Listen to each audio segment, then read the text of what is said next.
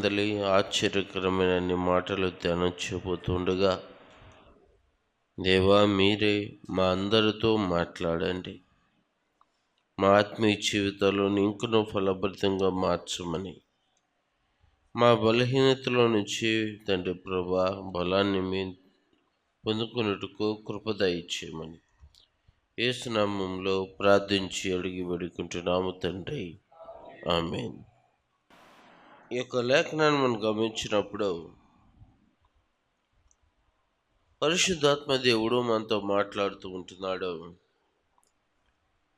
యెహోవా మీకు దొరకు కాలమందు ఆయనను వెదకుడి, ఆయన సమీపంలో ఉండగా ఆయనను వేడుకొనుడి అని రాయబడి ఉంటుంది. ఎవరు దొరకు కాలమందు?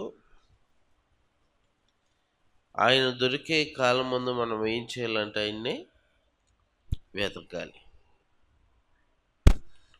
అయితే ఆయన సమీపస్తుడుగా ఉండగా,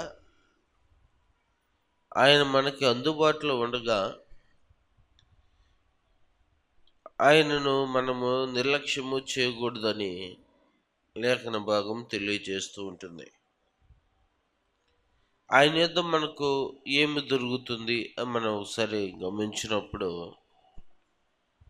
కీర్తనల గ్రంథము 130వ కీర్తన 4వ వచనాన్ని మనము చూద్దాం.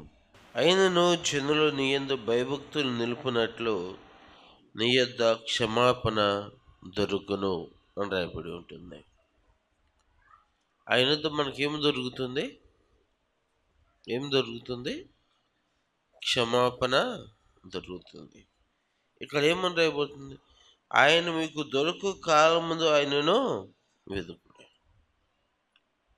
ఆయనతో మనకి ఏమి దొరుకుతుందని మనం ఆలోచన చేసినప్పుడు మొట్టమొదటిగా మనకి ఆయనతో ఏం దొరుకుతుంది? క్షమాపణ అనేది దొరుకుతుంది.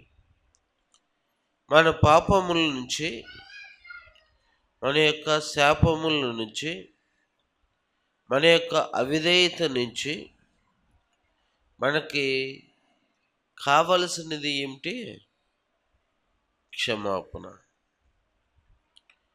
మనము పాపముల నుంచి మనకి విడుదల పొందుకోవాలంటే, మనము నిత్యరాజ్యానికి మనము వారసులంగా మనం చేర్చబడాలంటే ముందుగా మనకేమి కావాలి?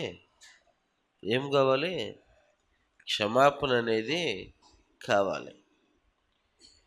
ఆయన మనల్ని క్షమించేవాడుగా ఉన్నాడు. అందుకే కదా నశించిన దానిని వెదకి రక్షించుటకు మనుష్య కుమారుడు ఈ లోకమునకు వచ్చాడు. దేని కొరకు ఆయన ఈ లోకమునకు వచ్చాడు? మన యొక్క అపరాధముల నుంచి మనకు విడుదల కలుగు చేయటానికి ఆయన ఈ లోకమునకు వచ్చాడు.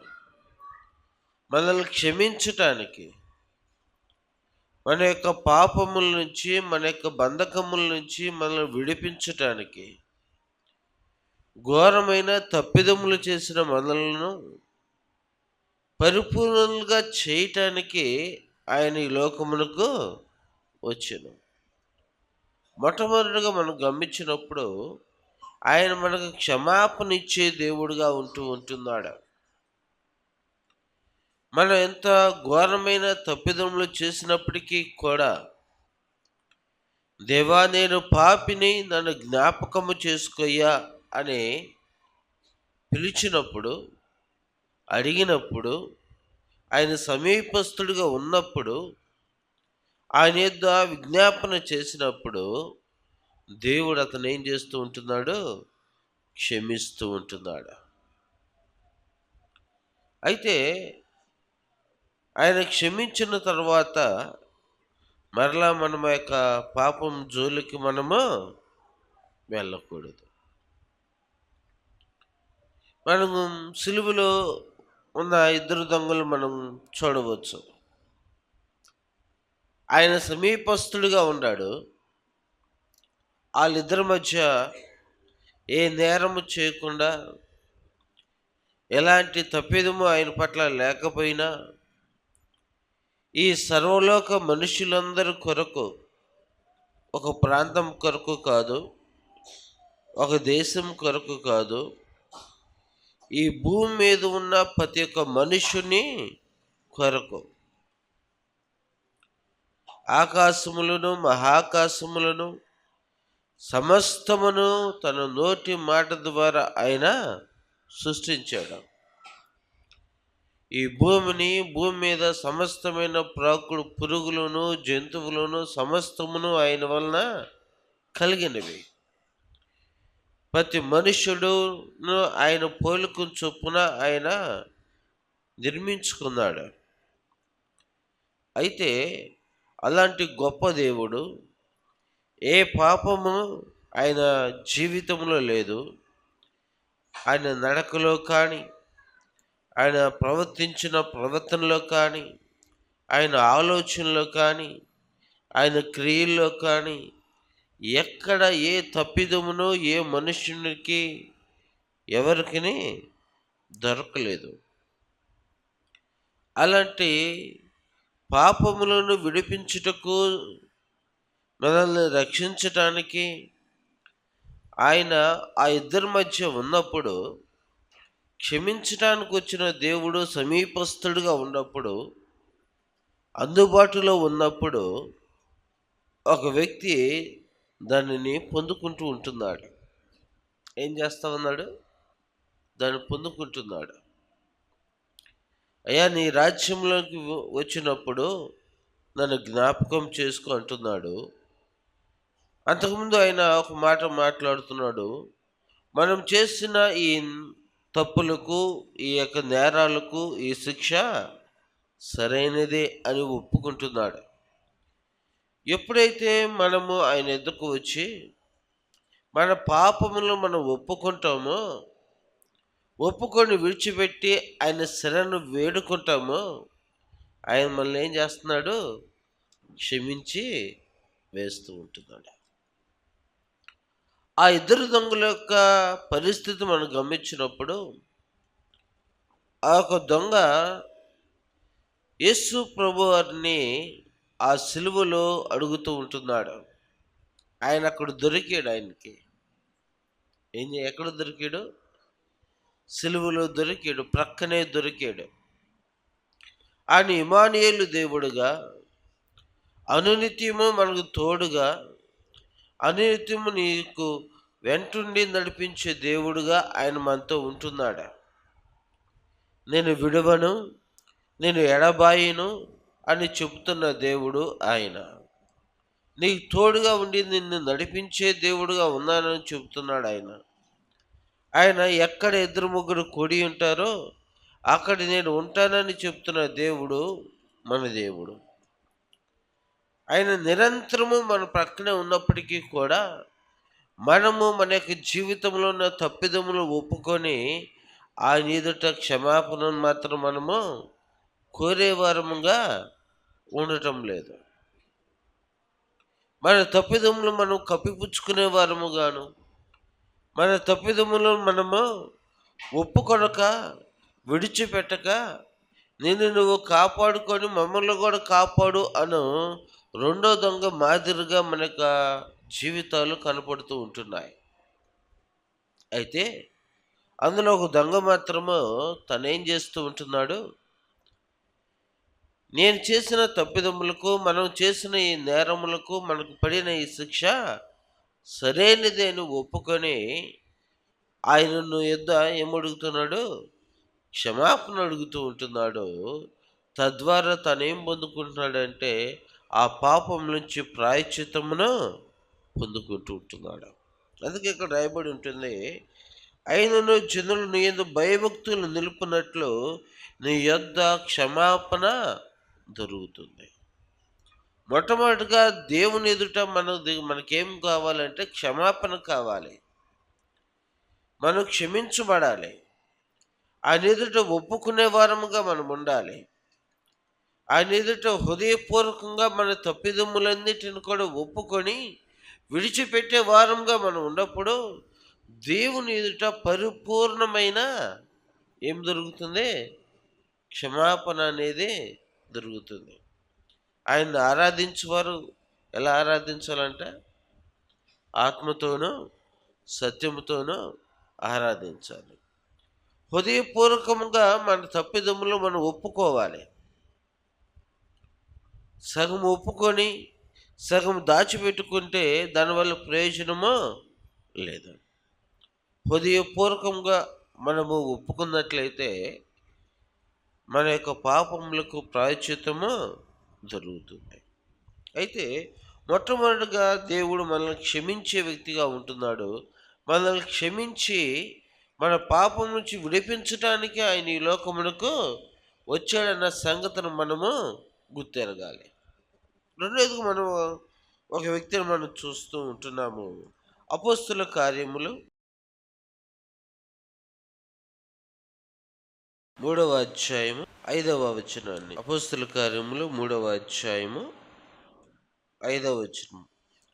వాడు వారి యొద్ద ఏమైనా దొరుకునని కనిపెట్టుచు వారి యందు లక్ష్యముంచెను అని ఇక్కడ రాయబడి ఉంటుంది.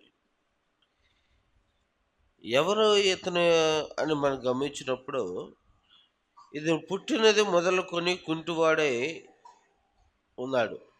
ఎలాంటి వ్యక్తి అంటే ఇతను పుట్టినది మొదలుకొని కుంటివాడుగా ఉంటూ ఉన్నాడు.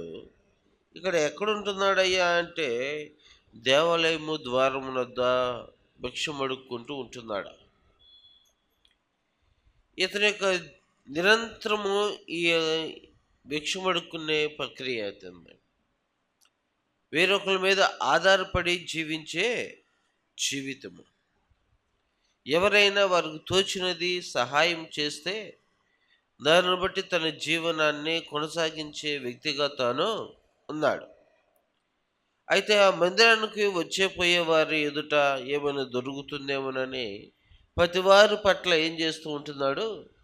ఆశగా ఎదురు చూచే వ్యక్తిగా తాను ఉంటూ ఉన్నాడు. దేవుని బిడ్డలు, యేసు ప్రభువు యొక్క శిష్యులు పేతురు, యోహాను వారిద్దరు కూడా ఆ యొక్క శృంగారమును దేవాలయంకి వెళ్తున్నప్పుడు ఈ భిక్షగాడు ఏం చేస్తూ ఉంటున్నాడు అంటే వారిది ఏమైనా దొరుకునని కనిపెట్టుచు వారిది లక్ష్యముచ్చును అని రాయబడి ఉంటుంది.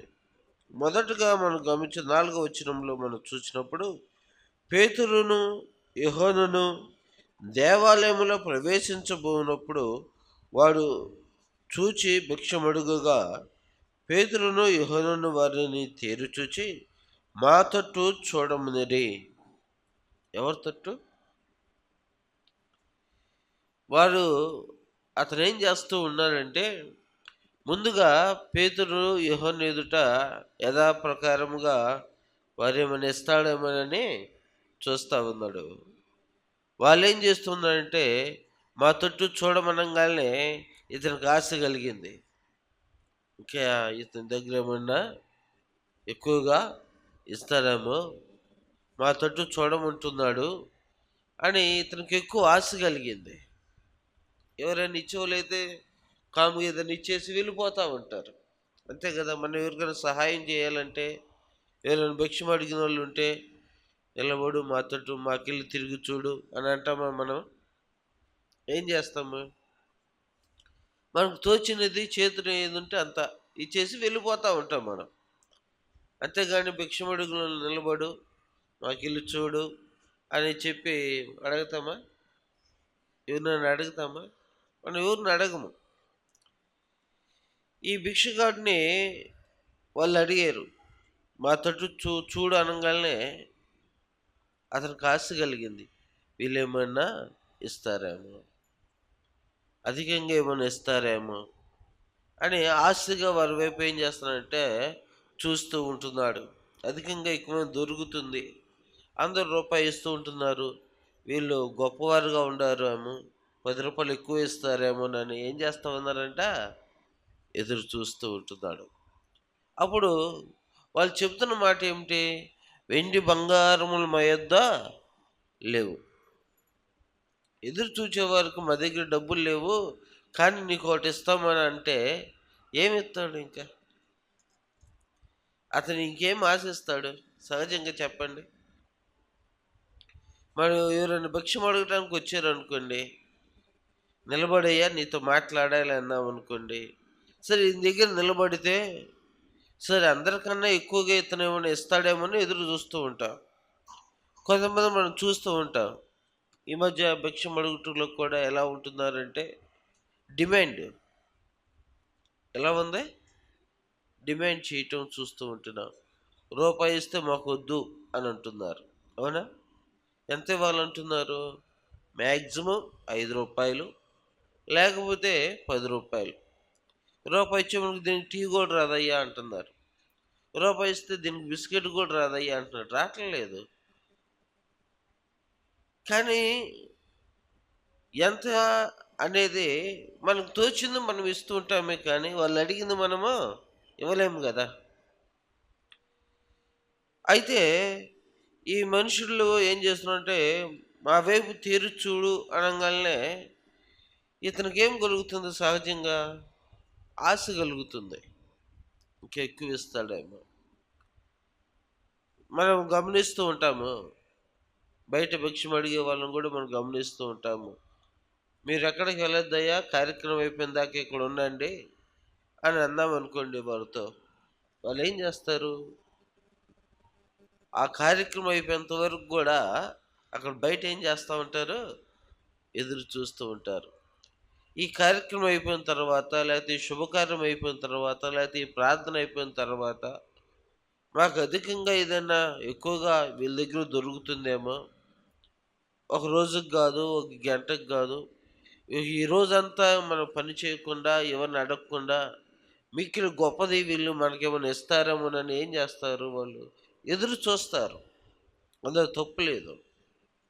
ఇతను కూడా ఏం చేస్తూ ఉన్నాడంటే ఎదురు చూస్తూ ఉంటున్నాడు. అప్పుడు ఈయన చెప్పాడు, వెండి బంగారములు మా యొద్ద లేవు. సగము ఏమైపోతుంది? వెండి బంగారాలు లేవు, ఇంకేమి ఇస్తారు వీళ్ళు? వాళ్ళు అక్కడ చూద్దాము. అంతటా పేతురు, వెండి బంగారములు నా యొద్ద లేవు, కానీ నాకు కలిగినదే నీకు ఇచ్చుచున్నాను అని అంటున్నాడు. ఏమిస్తున్నాడంట? వెండి బంగారాలు మా యొద్ద లేవు, కానీ నాకేదైతే కలిగి ఉన్నదో అది నీకు ఇచ్చుచున్నాను. ఏం కలిగి ఉన్నాం మనము? అన్నిటికన్నా మనం కలిగి ఉన్నది ఏమిటి? అన్నిటికన్నా మనం కలిగి ఉన్నది ఏమిటి? వెండి బంగారాల కన్నా, ధనధాన్యాల కన్నా, ఈ లోకంలో ఉన్న స్థితిగతులన్నిటికన్నా ప్రాముఖ్యమైనది మనం ఏం కలిగి ఉన్నాము? యేసు నామాన్ని మనము కలిగి ఉన్నాం. అన్నిటికంటే శ్రేష్టమైనది అది. ఈ భూమికి ఆకాశముల కంటే శ్రేష్టమైనది, విలువైనది, దేనికి సరితూగనిది. ఈ లోకంలో ఎంత సంపాదించినను ఏమి దాచిపెట్టుకున్న సమస్తాన్ని విడిచిపెట్టాల్సిందే, కానీ ఈ లోకంలో మనం శ్రేష్టమైన యేసు నామాన్ని మాత్రం మనం కలిగి ఉంటే మాత్రము అదే మనల్ని ఏం చేస్తుంది? రక్షిస్తుంది. అదే మనకి విలువైన జీవితాన్ని, నిత్య నరకం నుంచి విడుదల కలుగజేసి నిత్య ఆనందంలోకి నడిపించేది. అలాంటి శ్రేష్టమైనది, అలాంటి విలువైనది నీకు ఇవ్వబోతున్నాను అని అంటున్నాడు. చూడండి, వెండి బంగారాల కన్నా ఏది శ్రేష్టమో? ఏది శ్రేష్టమో?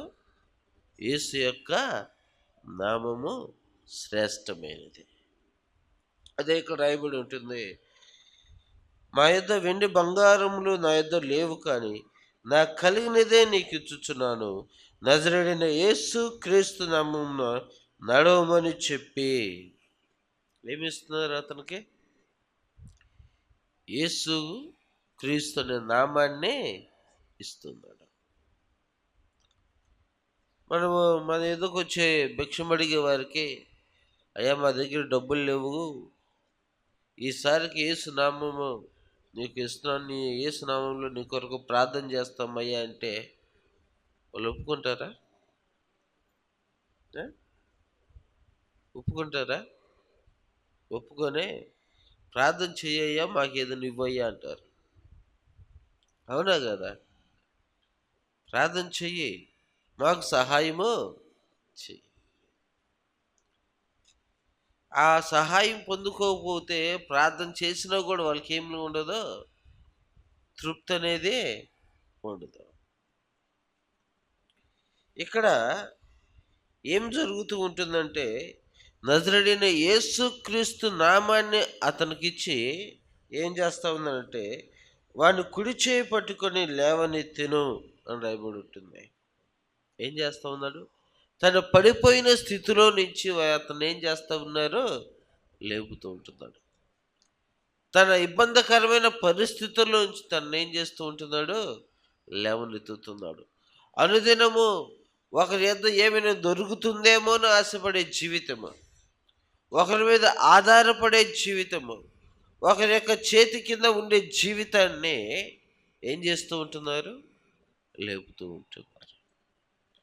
మనము సాతాను యొక్క అధికారం కింద మనం ఉన్నప్పుడు, సాతాను యొక్క చేతి నీడలో మనం ఉన్నప్పుడు, పాపం అనే బంధకముల చేత మనము కట్టబడి ఉన్నప్పుడు, మన యొక్క కట్టులన్నిటిని కూడా విడిపించడానికి, మన బంధకములన్నీ కూడా విడిపించడానికి, సాతాను యొక్క కబంధ హస్తం నుంచి మనం విడిపించి లేవనెత్తటానికి యేసు ప్రభువారు ఈ లోకమునకు వచ్చాడు. పడిపోయిన మన జీవితాల్లోను, పాడైపోయిన మన జీవితాలకు క్షమాపణ కలుగు చేసి లేపి ఆయన ఏం చేస్తున్నాడు? నిలబెడుతూ ఉంటున్నాడు. ఆ పాతాళములో యాతన పడవలసిన జీవితాలను సంతోషకరమైన రీతిలోకి మార్చటానికి ఆయన ఈ లోకమునకు వచ్చాడు. ఆయన మన పడిపోయిన జీవితాలను వాళ్ళు క్షమించి ఆయన లేవనెత్తిన దేవుడు. ఆయన పేతురు ఏం చేస్తూ ఉంటున్నాడంటే, అనుదినము ఒకరి మీద ఆధారపడి, ఒకరి చేతి కింద అనేక మంది ఇచ్చే దాని మీద ఆధారపడి జీవిస్తున్న అతనికి ఏ నామాన్ని ఇస్తున్నాడు? ఏ నామాన్ని ఇస్తున్నాడు? యేసుక్రీస్తు నామాన్నే ఇస్తూ ఉంటున్నాడు. అతను ఎదురు చూస్తూ ఉంటున్నాడు, ఆశపడి ఉన్నాడు, వీళ్ళ నుంచి ఏమేమి దొరుకుతుందేమోనని. అతను ఊహించలేదు. అవునా? ఏం ఊహించలేదు? నా కాళ్ళు వస్తాయని ఊహించాడా? నేను నడుస్తానని ఊహించాడా? అనుకున్నాడు అసలుకే? తన యథా జీవితము అనుదినం వెళ్ళి భిక్షం అడుక్కునే వ్యక్తి ఈరోజు 1000 రూపాయలు వస్తే రేపు ఏం ఆశిస్తూ ఉంటాడు? 2000 రూపాయలు వస్తాయేమో, లేదా ఇంకొంచెం ఎక్కువ వస్తాయేమో అని ఆశిస్తాడు. కానీ ఈ స్థితి నా జీవితం అంతా మారిపోయిద్దని ఆశించుకుంటూ వస్తాడు భిక్షం అడుక్కుంటా. ఎవరు ఊహించలేరు. ఊహించలేని విధంగా దేవుడు తన కార్యములను జరిగిస్తాడు. ఎప్పుడు? మనం ఆయన తొట్టు చూచినప్పుడు, ఆయన కొరకు మనము ఎదురు చూచినప్పుడు, ఆయన యొద్ద మనకి ఏమైనా దొరుకుతుందేమోనని ఆశించి, నీవే నాకు ఆశ్రయ దుర్గమై ఉన్నవాడు అని, నీవే నాకు సమస్తమును చేయగలిగిన సముద్రుడు అని ఆయన వైపు తేరి చూచి, ఆయన సహాయం కొరకు మనం మిగులు ఆశ పెట్టుకొని ఎదురు చూచే వారంగా ఉన్నప్పుడు, కావలవాడు ఉదయం కొరకు ఏ విధంగా ఎదురు చూస్తూ ఉంటాడో అదేవిధంగా మనం రక్షించే దేవుడు, మనకి విమోచనిచ్చే దేవుడు, మనల్ని నడిపించే దేవుని ఎదుట మనము ఎదురు చూస్తూ ఆయన ఎదుట మనకేమో దొరుకుతుందేమోనని ఆయన వైపు చూచినప్పుడు ఆయన నీవు నేను ఊహించిన దానికంటే అధికముగా ఇస్తాడు. ఆ భిక్షం అడిగే వ్యక్తి ఎప్పుడు ఊహించున్నాడు, అప్పుడు కూడా ఊహించున్నాడు. వెండి బంగారములు మా యొద్ద లేవు అనుకున్నప్పుడు కూడా సగం తన హృదయంలో ఏమో అనుకుని ఉంటాడు. ఉదాహరణకి వెండి బంగారాలు లేకపోతే పొలాలు ఏమైనా రాసిస్తారు అనుకుంటాడా? కాగితాలు ఏమైనా తీసుకొచ్చారేమో, రిజిస్ట్రేషన్ చేసి ఏమైనా ఇస్తారేమో అనుకుంటారా? అనుకోడు కదా. ఇంకేమన్నా రాసిస్తాను అనుకుంటాడా? లేదు. తను నిరాశ చెందిపోయి ఉంటాడు. ఒక రకంగా వెండి బంగారాలు లేవు, ఏమీ లేవు అనుకున్నప్పుడు. కానీ ఏమి ఇస్తూ ఉంటాడంట? యేసుక్రీస్తు యొక్క నామాన్ని ఇచ్చి తన చెయ్యి పట్టుకొని లేవనెత్తుతున్నప్పుడు ఏం జరుగుతూ ఉంటుంది? వాని కుడి చేయి పట్టుకొని లేవనెత్తును. వెంటనే వాని పాదములను చీలమండలమును బలము పొందెను. ఏం పొందుకుంటుంది? బలం పొందు. నడవలేని స్థితిలో నుంచి, పడిపోయిన స్థితిలో నుంచి దేవుడు ఏం కలుగు చేస్తూ ఉంటున్నాడు? ఏం కలుగు చేస్తూ ఉంటున్నాడు? బలాన్ని కలుగు చేస్తూ ఉంటున్నాడు. ఇక్కడ ఏమని రాయబడి ఉంటుంది? ఆయన దొరుకు కాలం ముందు ఆయనను వెదుకుడి అని రాయబడి ఉంటుంది. మనం కీర్తనలో చదివిన రీతిగా మనకు అక్కడ ఎక్కడ ఏముంటుందంటే, ఆయన యందు భయభక్తులు కలిగిన వారికి ఏమి దొరుకుతుంది? క్షమాపణ దొరుకుతుంది. ఎప్పుడైతే మనము ఆయన యందు భయభక్తులు నిలిపి ఆయన వైపు తేరు చూచి మనము ఆయన ఎదుట విజ్ఞాపన చేస్తామో, ప్రార్థన చేస్తామో, మనకేం కలుగుతుందంటే బలము దొరుకుతుంది. మొదటగా క్షమాపణ దొరుకుతుంది. తర్వాత ఆ క్షమాపణ నుంచి మనకు ఆయన ఏం చేస్తున్నాడంటే బలాన్ని ఇస్తున్నాడు, లేవనెత్తుతున్నాడు, మనల్ని నిలబెడుతూ ఉంటున్నాడు, మన జీవితాన్ని నిలబెడుతూ ఏం చేస్తూ ఉంటున్నాడు చూద్దాం. అక్కడ బలము పొందిను వాడు దిక్కున లేచి నిలిచి నడిచెను. నడుచుచు గంతులు వేయచ్చు దేవుని స్తుతించుచు వారితో కూడా దేవాలయంలోకి వెళ్ళను. వాడు నడుచుచు దేవుని స్తుతించుట ప్రజలందరూ చూచి శృంగారముని దేవాలయపు ద్వారము యొద్ద వృక్షము కొరకు కూర్చుండిన వాడు వీడే అని గుర్తెరిగి వారు జరిగిన దాన్ని చూచి విస్మయంతో నిండి పరవశులైరి. ప్రభునందు ప్రియ దేవుని బిడ్డలారా, వాడు దిక్కున లేచి నిలిచి నడిచెను. అనేక మార్లు మన పడిపోయిన స్థితిలో నుంచి దేవుడు మనల్ని లేవనెత్తుతూ ఉంటున్నాడు, మన జీవితాలను సరిచేస్తూ ఉంటున్నాడు, అనేక హెచ్చరికలు మనకి ఇస్తూ ఉంటున్నాడు.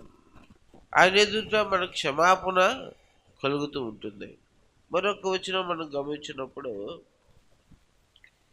యోహాను రాసిన మొదటి పత్రిక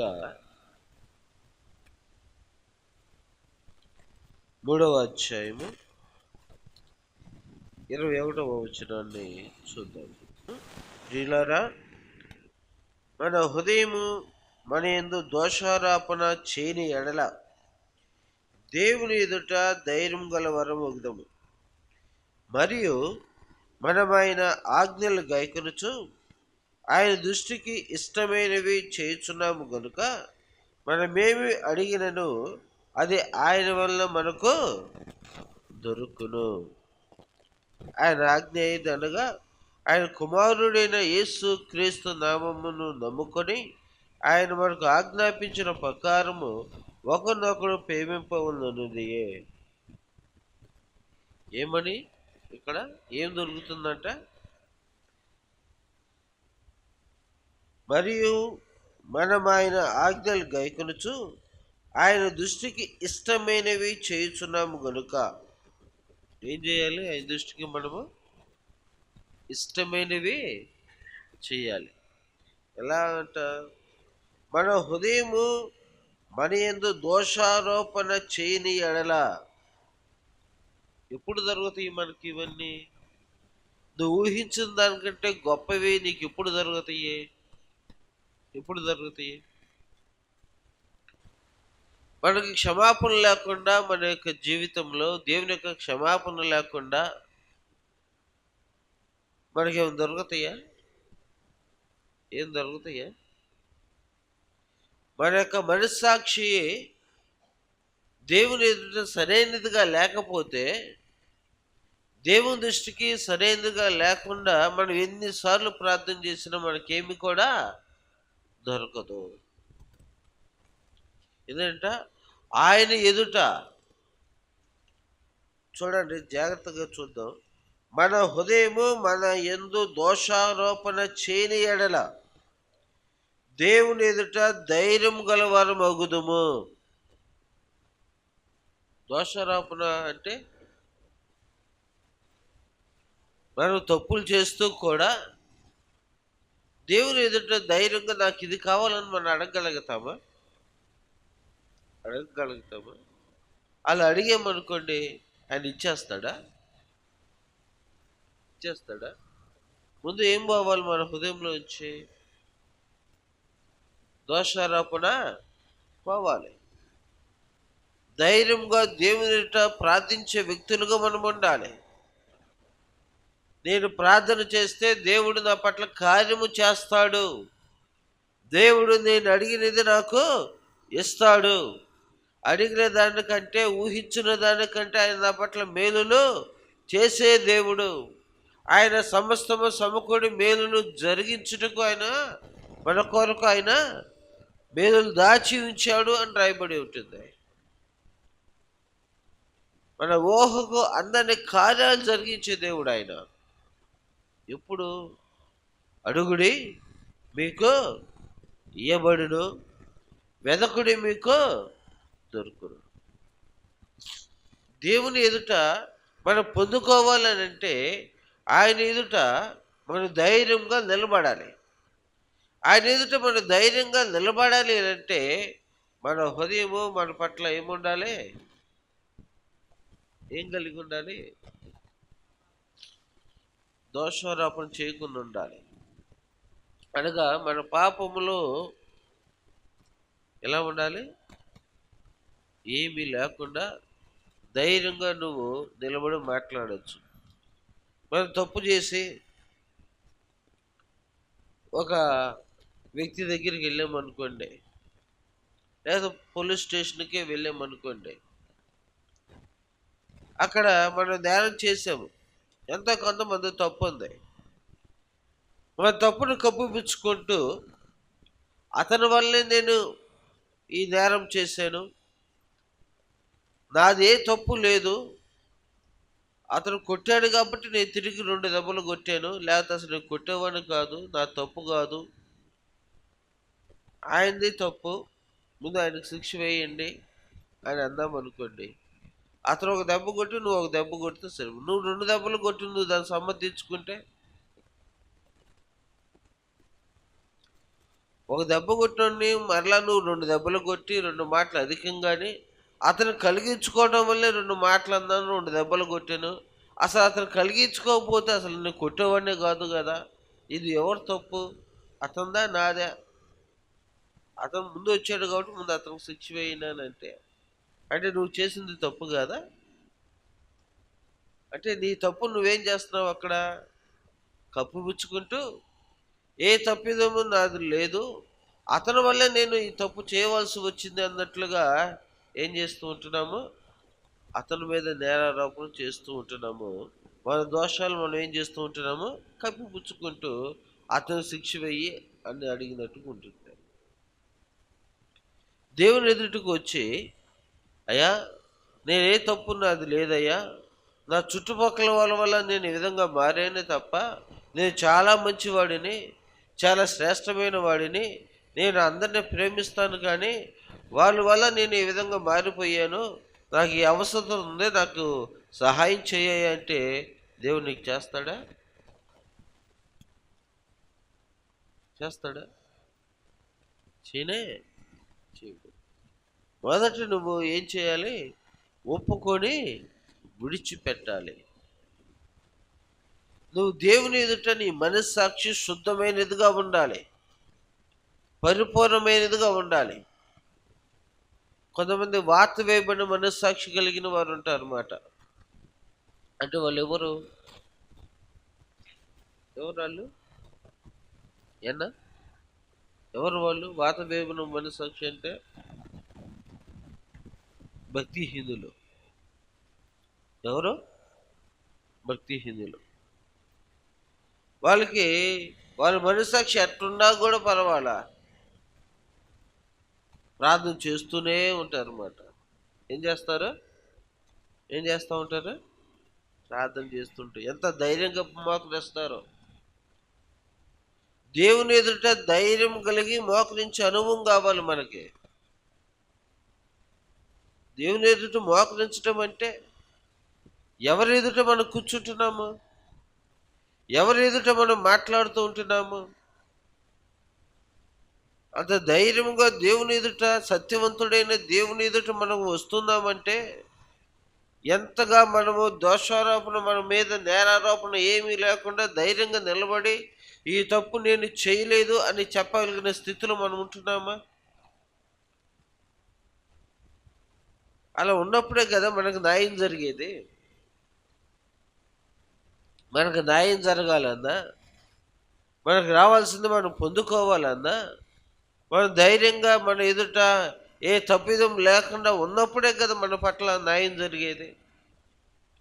అలాంటి సత్యవంతుడైన దేవుని ఎదుట ధైర్యంగా నాకు ఇది నువ్వు చెయ్యి, నా బిడ్డలకు న్యాయం చెయ్యి, నా బిడ్డలకు జీవితాన్ని మార్చు, లేకపోతే నా బిడ్డలకు కావాల్సిన ఆశీర్వాదాన్ని ఇవ్వు, నా కుటుంబంలో ఈ అన్యాయం జరుగుతుంది, నా బిడ్డలు ఈ విధంగా అనేక విధమైన బాధలతో బాధపడుతూ ఉంటున్నారు, మనశ్శాంతి లేకుండా జీవిస్తూ ఉంటున్నారు, దుఃఖంతో జీవిస్తూ ఉంటున్నారు, మనోవేదనతో కృంగిపోయి ఉంటున్నారు, వారిని లేవనెత్తు అని అడగాలని అంటే మొదట నువ్వు ఏముండాలి? నువ్వు ధైర్యంగా ఆయన అడిగే అవకాశం ఇవ్వాలి. నువ్వు ధైర్యంగా ఉండాలి. అంటే దేవుని ఎదుట నీ హృదయము సరైనదిగా ఉందో లేదో సరి చేసుకోవాలి. మన హృదయమేమో దేవుని ఎదుట వంక టెంకరగా ఉండి అనేక వంకలు తిరుగుతూ పోతూ ఉంటే ఏమని మనకు ఆయన సహాయం చేస్తాడు? ఆయన దొరికే కాలం దాన్ని వెతికే వారంగా మనం ఉండాలి. ఆయన సమీపస్తుడుగా ఉంటూ ఉన్నాడు, ఆయన క్షమించే దేవుడుగా ఉంటూ ఉన్నాడు. ఆయన ఇచ్చే క్షమాపణను మనం పరిపూర్ణంగా మనం పొందుకుంటే ఆయన నువ్వు ఊహించిన దానికంటే అత్యధికంగా ఇచ్చే దేవుడుగా కానొస్తూ ఉంటున్నాడు. నువ్వు పడిపోయిన స్థితిలో నుంచి నిన్ను లేవనెత్తే దేవుడుగా ఉంటున్నాడు. ఎక్కడ పాతాళంలో ఉండవలసిన వాడిని ఎక్కడ పరలోక రాజ్యానికి తీసుకెళ్తున్నాడు ఆయన? ఊరకని తీసుకెళ్ళిపోతున్నాడా?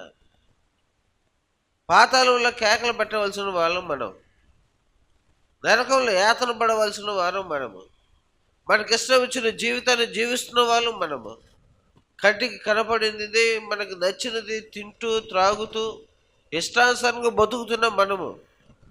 మనం ఎక్కడ ఉండవలసిన వారము? ఎక్కడికి తీసుకొని వెళ్ళడానికి వచ్చాడు ఆయన? అంత కృప ఆయన మన పట్ల చూపిస్తూ ఉంటే మనము మన తప్పిదములను కప్పిపుచ్చుకుంటూ భక్తిహీనులుగా గంటల తరబడి ప్రార్థన చేస్తూ ఎంత ధైర్యం ఉండాలా? ఆయన ఎదుట నిలబడటానికైనా, ఆయన ఎదుట మోకరించడానికైనా, ఆయనతో మాట్లాడటానికైనా అసలు మన ధైర్యం సరిపోతుందా? అదే రాయబడి ఉంటుంది. మరియు మనం ఆయన ఆజ్ఞలు గైకొనుచు ఆయన దృష్టికి ఇష్టమైనవి చేయుచున్నాము గనుక, అంతకంటే ముందుగా దేవుని ఎదుట ధైర్యము గలవారు మగుదుము. ఎప్పుడు మన హృదయంలో ఏమి మన మీద దోషారోపణ చేయకుండా ఉన్నట్లయితే మనం ధైర్యంగా అప్పుడు అడిగితే, అయ్యా నా మీద ఎలాంటి దోషారోపణ లేదు కాబట్టి నా కుటుంబానికి ఇది చెయ్యయ్యా నువ్వు అని అడిగితే, ఆయనకి ఇష్టమైన రీతిలో బతకటానికి ఇష్టపడి ఆయన ఎదుట మనము అడిగినప్పుడు ఆయన అంటున్నాడు, మనమేమి అడిగినను అది ఆయన వల్ల మనకు దొరుకుతుంది. నీ ఇష్టం, నువ్వేదేని అడుగు. అడుగుడు మీకు ఇవ్వబడునను, వెదకుడు మీకు దొరుకుననగానే మనం అడగతా పోతా ఉంటే ఆయన ఇచ్చేదేవుడుగా లేడు. భక్తిహీనులుగా ఉండి, అయ్యా నువ్వు అడిగితే ఇస్తానన్నావు కదా, వాళ్ళు అడిగితే సూర్యచంద్రులను ఆపేవు కదా, ఏలి అడిగితే వర్షం పడకుండా 3 సంవత్సరాలు ఆపేవు కదా, దానియేలును అడిగితే సింహాల బోనులో కాపాడేవు కదా, మేము అడిగితే మాకు ఎందుకు ఇది చేయవు? ఆయన భిక్షం అడిగే అతన్ని ఎందుకు మీరు స్వస్థపరిచారు కదా, తేరు చూచాడంట, నువ్వు ఏసునామంగా నువ్వు దిక్కును లేపేసావు ఆయన్ని, మా ఇంట్లో ఎందుకు స్వస్థత నువ్వు అని అడుగుతా ఉంటే ఎందుకు వచ్చింది?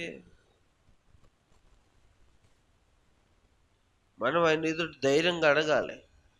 ధైర్యంగా అడగాలంటే మొదట నీ మనస్సాక్షి నీకేమని చెప్పాలి, ఏం చేయాలి?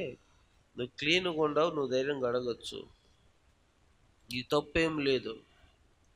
దేవుడు నేను చూస్తున్నప్పుడు, దేవుడు నీ ప్రవర్తన అంతటి కూడా కనిపెట్టి చూస్తున్నప్పుడు, నువ్వు పనుకున్నప్పుడు కావచ్చు, దూరదేశం వెళ్ళినప్పుడు కావచ్చు, నలుగురిలో ఉన్నప్పుడు కావచ్చు, నలుగురు లేనప్పుడు కావచ్చు, ఒంటరిగా ఉన్నప్పుడు కావచ్చు, ఎప్పుడైనా కావచ్చు, నువ్వు దేవుని ఎదుట నువ్వు పవిత్రుడుగా ఉన్నావు కాబట్టి నువ్వు ధైర్యంగా అడుగు, ఆయనకి ఇస్తాడు అని నీ హృదయం నీతో మాట్లాడినప్పుడు నీకు ఏమొస్తుందంటే ధైర్యంగా మాట్లాడదు, నీ స్వరం కూడా మారిద్ది, ఖండితంగా అడుగుతావు. యెహోషువ అడిగాడు, సూర్యచంద్రులను ఆపేయని, గంటల తరబడి ప్రార్థన చేసాడా? నేనే ఆపేసాడు అంతే. కమాండింగ్ వచ్చింది. ధైర్యం ఉన్న చోట ఏమొచ్చింది?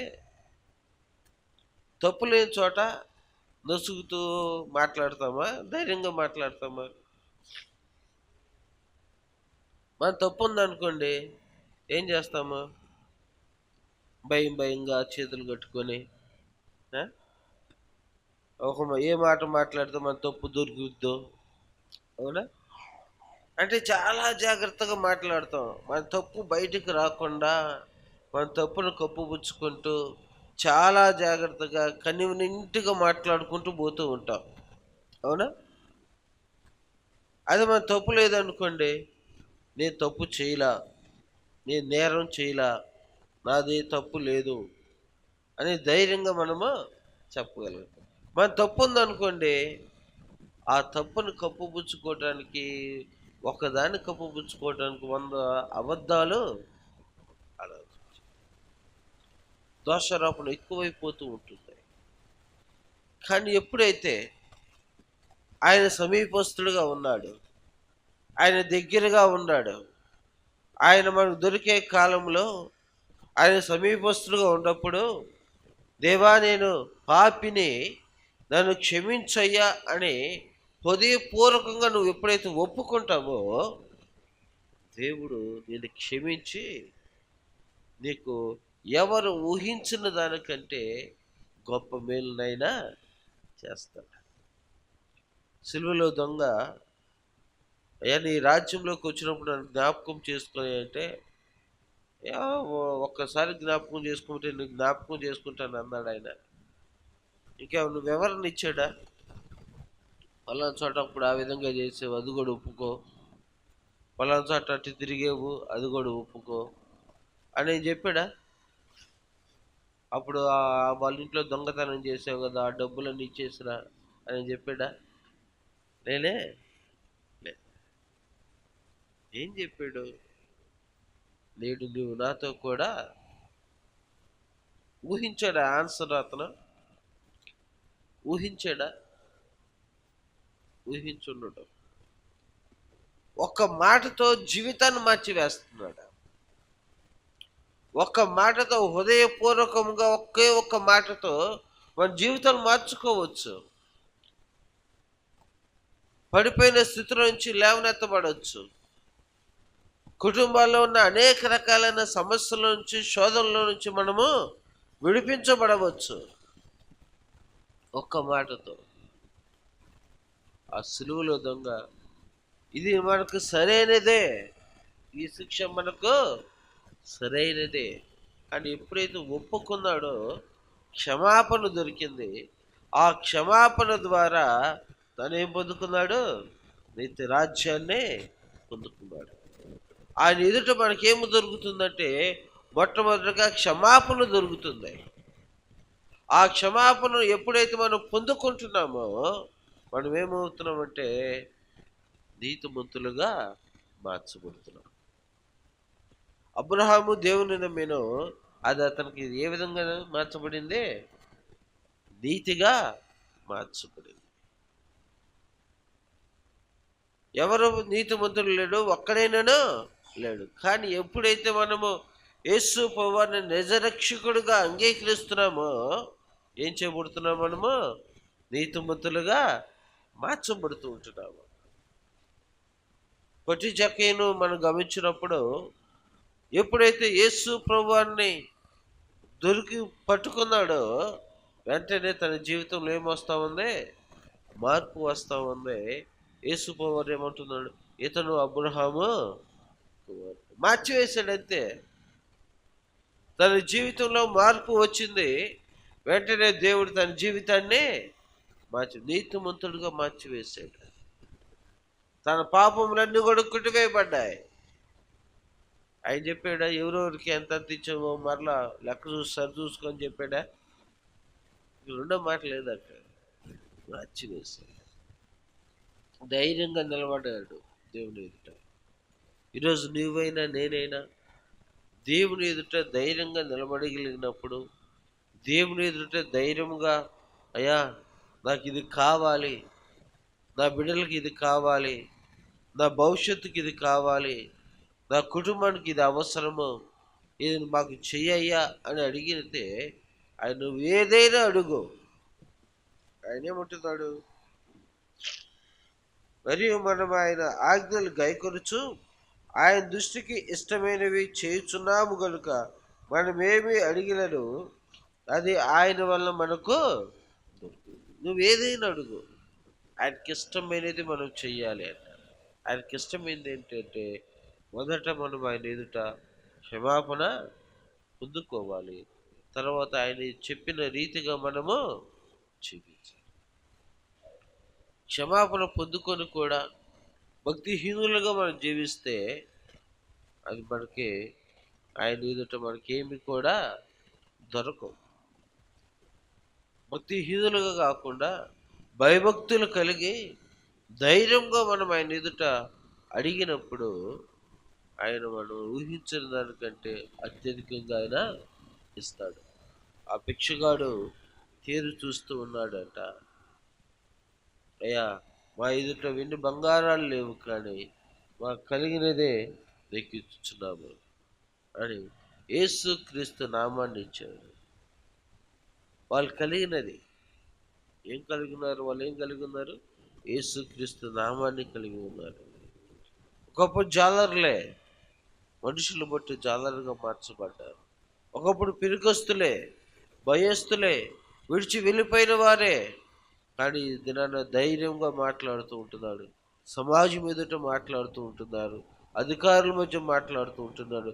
పారిపోయిన వారు మాకేసెవరో తెలియదన్న వాళ్ళే ధైర్యంగా మేమేమైతే కలిగి ఉన్నామో అది నీకు ఇస్తున్నాం. యేసుక్రీస్తు నామంలో లేచి దిక్కును లేచాడు. అందరి ఎదుట ఆ భిక్షగాడు ధైర్యంగా నడుస్తూ ఉంటున్నాడు. ఆ చూచిన వారందరూ కూడా ఇతను భిక్షం అడిగే వ్యక్తి కదా అని మాట్లాడుకుంటూ ఉంటున్నాడు. ప్రభునందు ప్రియ దేవుని బిడ్డలారా, ఆయన దొరుకు కాలం ముందు మనం ఆయన వెతికే వారంగా ఉండాలి. కాబట్టి ఆయన సమీపస్తుడుగా ఉన్నాడు. ఆయన మనకి ఇచ్చే దేవుడుగా ఉన్నాడు. ఆయన మనకు క్షమాపణ ఇస్తాడు, మనకు స్వస్థతను ఇస్తాడు, మనకు నిత్యరాజ్యాన్ని ఇచ్చే దేవుడుగా ఉన్నాడు.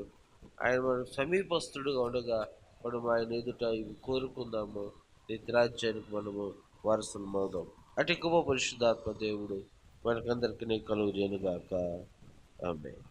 ప్రార్థన చేసుకుందాం. ఒకసారి జ్ఞాపకం చేసుకుందాం. ఈ దినమున దేవుడు మనతో మాట్లాడుతూ ఉంటున్నాడు. ఆయన దొరికే కాలమున ఆయన సమీపస్తుడుగా ఉండగా ఆయన ఎదుట ధైర్యం కలిగిన వారంగా మనం ఉంటున్నాము.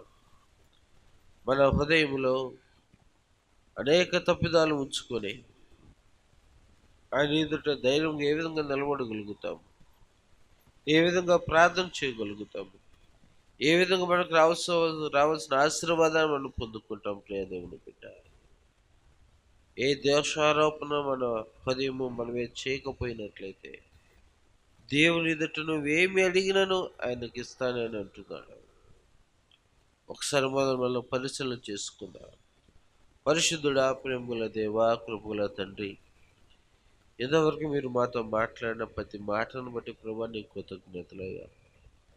నీ ఎదుట తండ్రి ప్రభా ధైర్యం కలిగి దేవా మాకు కావలసిన ప్రతి అవసరతను మేము పొందుకునే వ్యక్తులుగా ఉండేట్టుకు కృప దయచేయండి. నీ ఎదుట క్షమాపణ దొరుకుతుంది, స్వస్థత దొరుకుతుంది, నిత్య రాజ్యము దొరుకుతుంది. నీతిమంతులుగా మార్చుతూ ఉందామని మీరు మాతో మాట్లాడారు. అటు దీవులన్నీ మీరు మా పట్ల మీరు జరిగించమని ప్రభావ ప్రార్థన చేస్తున్నాం. ఈ వారకాలంలో తండ్రి జరుగుతున్న ప్రతి కూటమును మీరు దీవించండి, ఆశీర్వదించండి.